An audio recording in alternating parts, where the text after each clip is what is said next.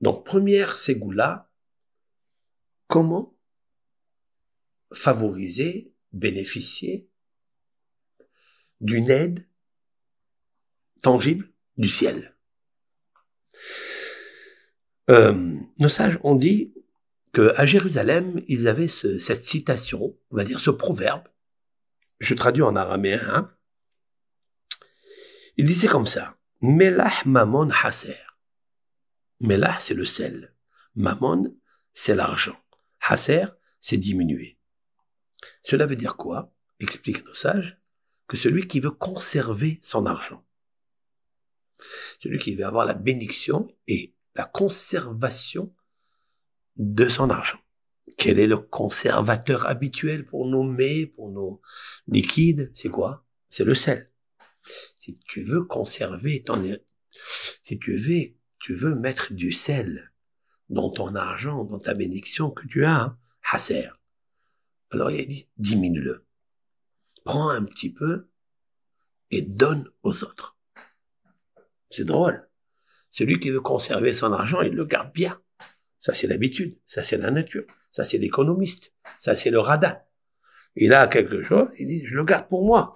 Et je veux faire attention quand je dépense 1 centime, waouh, ça va diminuer de ce capital. J'ai envie que le capital se capitalise. Oui, c'est vrai. C'est naturel chez nous comme ça. C'est légitime. Nous sommes nés avec un désir de recevoir.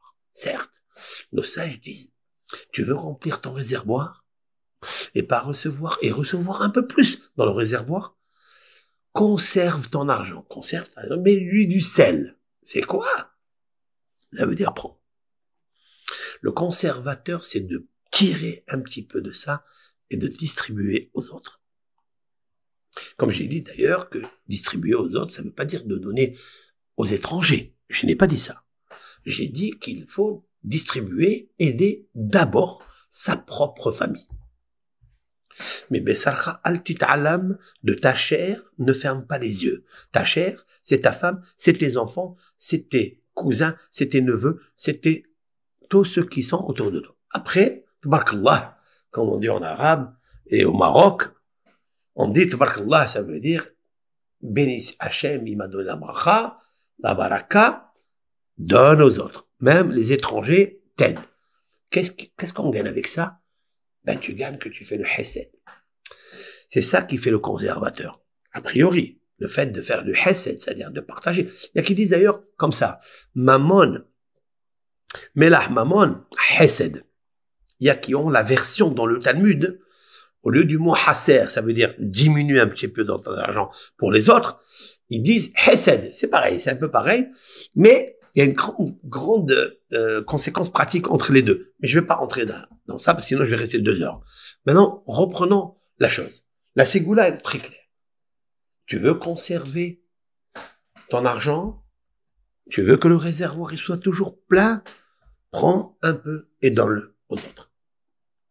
Voilà la ségoula. Elle est très claire, elle est simple. Ça, c'est la ségoula. L'explication, c'est quoi?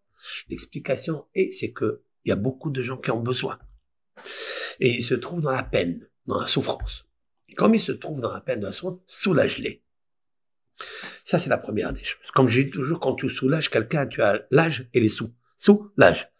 Maintenant, il y a plus que ça.